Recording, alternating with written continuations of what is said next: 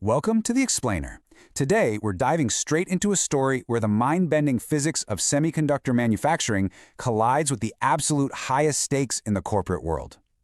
We're looking at how a seemingly unbreakable rule of technology is forcing Intel into what's probably the most expensive and riskiest business gamble of the entire decade. So here's our roadmap for today. We're going to track the breakdown of Moore's Law, venture into the 220,000-degree physics of extreme ultraviolet lithography, transition over to the incredibly elegant chemistry of direct self-assembly, and then finally unpack Intel's massive, high-stakes strategic bet. Let's get right into it. All right, part one, hitting the physical wall. This is where Moore's Law literally meets biology. For decades, the most reliable prediction in all of tech was Moore's Law. Gordon Moore called it back in 1965. Transistors on a chip would double roughly every 2 years. Boom, more computing power, more speed. The entire global tech industry essentially built its roadmap around this one single idea. But we are finally hitting a wall. And I don't mean a metaphorical one. This is a very physical and incredibly expensive wall. Right now, the absolute cutting-edge chips are built on what we call 2-nanometer process nodes. To put that completely incomprehensible scale into perspective, a single strand of human DNA is about 2.5 nanometers wide. So yeah, we are quite literally etching electrical circuits at the scale of human biology. And as you can imagine, it gets harder and dramatically more expensive to push forward with every single new generation. To really grasp why this is getting so impossibly difficult, you have to think about how chips are actually made. It's basically photography, just shrunk down to the microscopic level. You shine light through a stencil-like mask, and that light burns a pattern into a light-sensitive coating on a silicon wafer. But here's where we hit a massive bottleneck, the diffraction limit. Think about trying to draw a super-fine, detailed portrait, but you're forced to use a thick, blunt marker. It's just not going to work, right? When light passes through a gap that's smaller than its own wavelength, it spreads out. It blurs. You physically cannot print a feature smaller than the wavelength of the light you're using without doing some absolute engineering gymnastics. For years, the industry used deep ultraviolet lasers with a 193-nanometer wavelength, printing the same layers multiple times at offset positions just to try and cheat this rule. But man, that multiplied the complexity, the cost, and the chance of fatal defects. Eventually, 193-nanometer light was just wrung completely dry. We desperately needed a new marker. And that brings us to part two, the extreme ultraviolet miracle and ASML's monopoly. To get past that brutal diffraction limit, the entire semiconductor world had to turn to one single Dutch company called ASML. If you want to make a leading-edge chip today, you go through ASML, period. There is literally no real competitor. ASML's massive breakthrough was using light with a wavelength of just 13.5 nanometers. That's more than 14 times shorter than the deep ultraviolet light used in the older systems. Suddenly, that blunt marker, it became a finely tipped pen. But there was a massive catch. There is no lamp and absolutely no conventional laser on Earth that naturally produces this extreme ultraviolet, or EUV, light. So ASML had to invent a completely new way to create it. And honestly, the process inside these machines sounds like pure science fiction.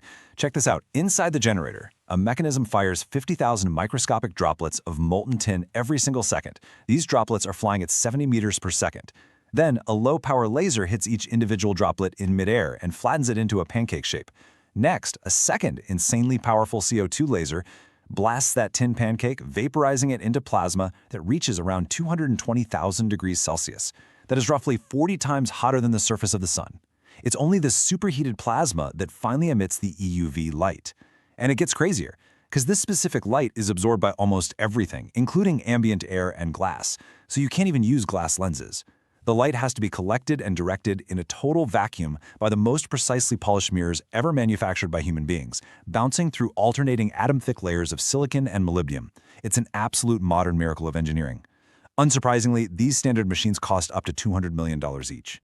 Standard EUV completely changed the game when it arrived in 2019. But that leads us into part three, when light fails us. Because as we push below that 3-nanometer mark, even this miraculous technology starts showing some critical cracks. The main issue at these unimaginably small scales is something called stochastic noise. But what does that actually mean? Well, EUV uses photons to expose the resist on the silicon wafer. But at 2 nanometers and below, the sheer number of photons hitting any given microscopic spot is actually tiny. Imagine spraying a canvas with a can of paint. If you use a lot of paint, you get a solid, clean line. But if you only use a tiny split-second burst, the droplets hit randomly, and the edges look jagged and rough. Because the sample size of photons is so small, they behave randomly. You get tiny fluctuations in exactly how and where those photons land. This creates variations in the printed edges of the features. That's the edge roughness. And transistors with rough edges, they don't switch cleanly. That means the chips fail, and the manufacturing yields drop right off a cliff. And edge roughness isn't even the only problem here. You also have to deal with superheated tin splatter from that plasma generation. It slowly builds up on the internal components, meaning performance degrades over time, and you need incredibly expensive maintenance. Plus, the electricity consumption is just massive. The conversion efficiency from that giant laser impact to actual usable EUV output is extremely low, making these machines absolute power guzzlers. The industry's answer to all this? Upgrade to what are called High-NA EUV machines. These cost a staggering $380 million each. They increase the numerical aperture, which basically sharpens the focus to resolve features down to 8 nanometers. But actually scratch that, here's the downside. Larger optics require a smaller exposure field per shot. That cuts down wafer throughput drastically. So unless you buy a lot more of these $380 million machines, your factory is going to produce significantly fewer chips. This escalating cost and complexity brings us right to Section 4, Chemistry to the Rescue, and the sheer elegance of DSA. This might just be the single most elegant idea in semiconductor manufacturing right now. Instead of trying to force smaller and smaller light waves using hotter plasma and bigger mirrors, engineers are turning to direct self-assembly, or DSA. DSA relies on these special materials called block copolymers. These are long molecular chains made of two chemically distinct segments bonded together. One segment might be hydrophilic, meaning it's attracted to water, and the other hydrophobic, meaning it repels it. Because of this, they naturally push away from each other. So when you coat a surface with these specific materials and apply just a little bit of heat, those segments spontaneously segregate into incredibly regular alternating patterns. It's all based entirely on the underlying physics of the molecules themselves. Now, think about the paradigm shift here. Traditional lithography is a top-down process. It's exactly like a sculptor aggressively chipping away at a block of stone. You're forcing a pattern into existence. But DSA, it flips that model completely. It's a bottom-up approach. You are letting chemistry do the intricate patterning for you at the molecular level. To give it direction, engineers do still use EUV light first, but only to print a rough, sparse guiding template. Then they just let the block copolymers align to that guide and self-organize all the fine details on their own. The benefits of this approach are just staggering. Because the self-assembly is driven by the polymer's chemical chain length, it is inherently tunable to below a 7.6 nanometer half pitch. But more importantly, it directly fixes the biggest problem with modern EUV, that jagged stochastic noise we talked about earlier. The DSA process produces extremely clean, perfectly regular features, basically completely ignoring the roughness of the underlying EUV template that guided it. It self-corrects the line edge roughness and significantly lowers the total amount of EUV exposures you need in the first place. That saves manufacturing time and massive amounts of energy. Ultimately, this means faster, more efficient chips that'll power the next generation of artificial intelligence, global computing, and our daily devices, all with way fewer defects. And this incredible combination of cutting-edge tech sets the stage perfectly for our fifth and final section, Intel's massive semiconductor gamble. Looking at this timeline, you can see just how rapidly the roadmap is accelerating. We go from Moore's original 1965 prediction to standard EUV finally hitting production in 2019. Then by 2024, advanced DSA patterning was successfully demonstrated in labs.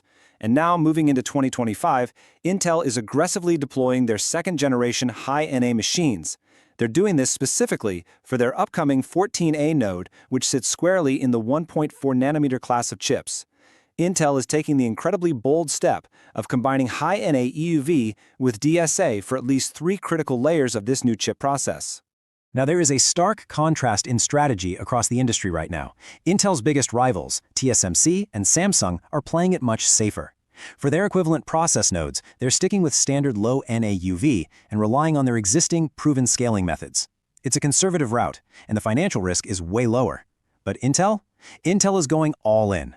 They aren't just buying High-NA tools for laboratory research, they are shoving them straight into high-volume manufacturing right alongside the unproven DSA. It's a fundamentally different, extreme-risk manufacturing approach. But listen, if they pull it off, DSA will correct the flaws of the High-NA machines, drastically reduce the number of exposures, improve yield, and potentially give Intel the single most advanced computing chips on the entire planet. But being bold? It's not cheap. To make this 14A node happen, Intel has committed an eye-watering $760 million just to procure 2 of these High-NA EUV machines from ASML. Stop and really think about that scale of investment. We're talking $750 million committed to hardware before the high-volume combination of High-NA and DSA was even fully proven to work at scale. And that brings us to the ultimate question.